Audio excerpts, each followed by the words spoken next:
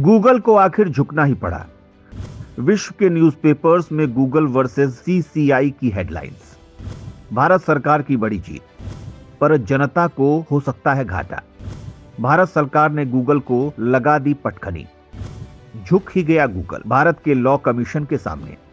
दोस्तों, गूगल को अपने लगभग 15 साल से चले आ रहे बिजनेस मॉडल को बदलने पर मजबूर कर दिया। अब भारत में एंड्रॉयड फोन्स बहुत अलग दिखाई देंगे। लेकिन अब सवाल है कि क्या एंड्रॉयड यूजर्स को इससे फायदा मिलेगा या अंत में उन्हें ही नुकसान झेलना पड़ेगा। दोस्तों, इंडियन लीगल इंफ्रास्ट्रक्चर बदल रहा है और भारत की law commission Indian app developers और मैन्युफैक्चरर्स के बारे में भी सोचने लगी है। इसका सबसे बढ़िया एग्जाम्पल है सीसीआई यानी कंपटीशन कमीशन ऑफ इंडिया द्वारा स्ट्रिक्ट रिलीज किए गए रिसेंट डायरेक्टर्स, नए रेगुलेटर्स और सीसीआई। इन्हें लेकर इतना ज्यादा सीरियस है कि गूगल जैसे कॉर्पोरेशन को भी इनके आगे झुकना पड़ रहा है। अब इंडियन लीगल इंफ्रास्ट्रक्चर का फंडा बिल्कुल क्लियर है कि अगर भारत में बिजनेस करना है तो भारतीय कानूनों का पालन करना ही होगा, वरना अपना बोरिया बिस्तर उठाइए और निकल जाइए। लंबे समय से सीसीआई इंडियन बिजनेस क्लस्टर में हेल्दी कंपटीशन मेंटेन करने के लिए बहुत से रेगुलेशंस को, बहुत से डायरेक्टर्स को इंट्रोड्यूस कर रहा है। लेकिन गूगल अपना डोमिनेंस बनाए रखने के लिए सीसीआई के रेगुलेशंस को फॉलो करने से बचता रहा। मगर सीसीआई ने अब 1337.76 करोड़ रुपए की पेनल्टी गूगल पर लगाई।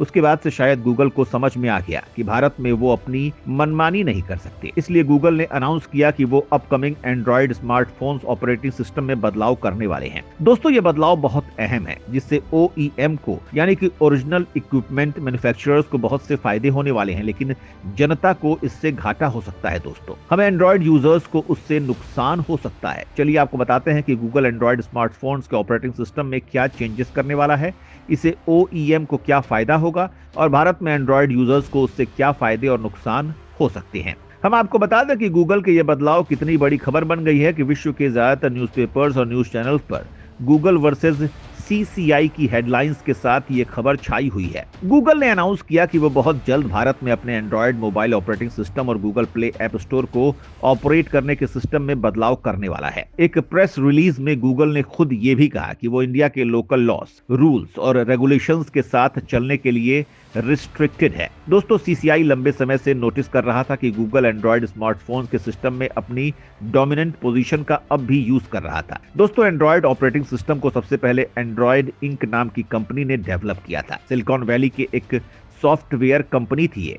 2005 में गूगल ने इसे एक्वायर कर लिया था। गूगल ने मोबाइल मार्केट स्पेस में कदम रखा और मोबाइल के लिए हर प्रोडक्ट बनाया। 2007 में गूगल ने अपना first commercially available Android power device launch किया, यानी ऐसा स्मार्टफोन जिसके अंदर का ऑपरेटिंग सिस्टम गूगल का एंड्रॉयड है। उसके बाद से सॉफ्टवेयर और एप्लीकेशन डेवलपर्स मोबाइल ऐप्स को डेवलप करने के लिए एंड्रॉयड टेक्नोलॉजी का यूज कर सकते थे और इन मोबाइल ऐप्स को गूगल प्ले स्टोर के जरिए बेचा जा सकता था। जैसे गूगल प्ले पर आपको जितने भी ऐप्स मिलते हैं, गूगल उनसे कुछ कमीशन चार्ज करता है। तभी से अभी तक गूगल खुद जाने कितने ऐप्स डेवलप कर चुका है। धीरे धीरे गूगल की मोबाइल मार्केट में मोनोपोली बनती चली गई, जिसका गूगल ने खूब फायदा उठाया। आसान शब्दों में कहें तो जो ओरिजिनल इक्विपमेंट्स मैन्युफैक्चरर हैं, जैसे सैमसंग, मोटोरोला, शाओमी, जितने भी स्मार्टफोन एंड्रॉयड डिवाइस का इस्तेमाल करते हैं, जो कि अभी करते हैं आज की तारीख में, उनके साथ गूगल का एग्रीमेंट होता है। गूगल के सारे प्रोडक्ट जैसे कि YouTube, Google photos, Google map, Gmail और जो भी हैं, वो मोबाइल में प्री इंस्टॉल होने ही चाहिए और यूजर्स को अनइंस्टॉल का ऑप्शन भी नहीं मिलता। तो होता यह है कि यूजर्स मोबाइल के ऐप्स को इग्नोर कर देते हैं और गूगल ऐप्स का ही इस्तेमाल करते हैं। लेकिन सीसीआई गूगल की ऐसी कंडीशंस को डोमिनेट पोजीशन के अब्यूज के नजरिए से देखता है।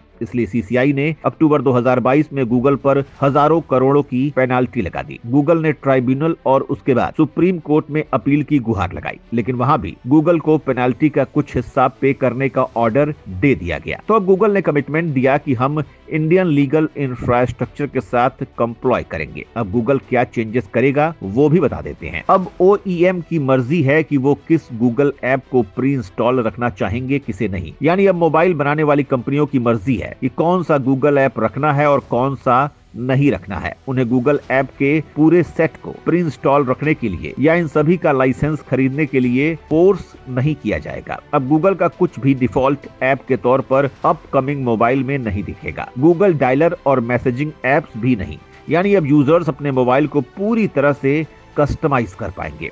दूसरा चेंजिंग ये है कि एंड्रॉइड मोबाइल में अब गूगल सर्च इंजन एक डिफॉल्ट सर्च इंजन नहीं होगा। तीसरा चेंजिंग है कि अब पार्टनर्स हैं वो नॉन कॉम्पिटेबल या फोक्ड वेरिएंट्स को भी इंट्रोड्यूस कर सकते हैं। दोस्तों, इसकी ज्यादा गहराई में न जाते हुए आपको सीधे शब्दों में बता दें कि अभी तक आप अपने मोबाइल में केवल गूगल प्ले स्टोर को ही देखते हैं जहां से ऐप डाउनलोड कर सकते हैं, लेकिन इसके अलावा भी ऐप्स स्टोर होते हैं। जैसे हाल ही में भारत ने भार ओस डेवलप किया है और अमेजन का फायर ओएस OEM का ये ऐप स्टोर अपने डिवाइस में भी अवेलेबल करा सकते हैं। दोस्तों, ये वाला चेंज बहुत खास है क्योंकि अभी तक ऐप्स डेवलपर्स को अगर अपनी ऐप यूजर तक पहुंचानी होती थी तो गूगल प्ले स्टोर के जरिए ही पहुंचा सकते थे, लेकिन अब और भी ऐप स्टोर्स खुलेंगे जिनकी चॉइस यूजर्स को दी जाएगी। चौथा चेंज भी ऐप्स डेवलपर्स के लिए बहुत खास है। दोस्तों, अब यूजर जब कोई ऐप गूगल के प्ले स्टोर से परचेज करेंगे तो उन्हें प्ले स्टोर के बिलिंग सिस्टम को यूज करना जरूरी नहीं है। अब डेवलपर्स अपना बिलिंग सिस्टम यूजर्स को ऑफर कर सकते हैं। अभी तक जब भी प्ले स्टोर से कोई ऐप डेवलप करते थे, खासकर पेड ऐप, उसके लिए प्ले स्टोर का ही बिलिंग सिस्टम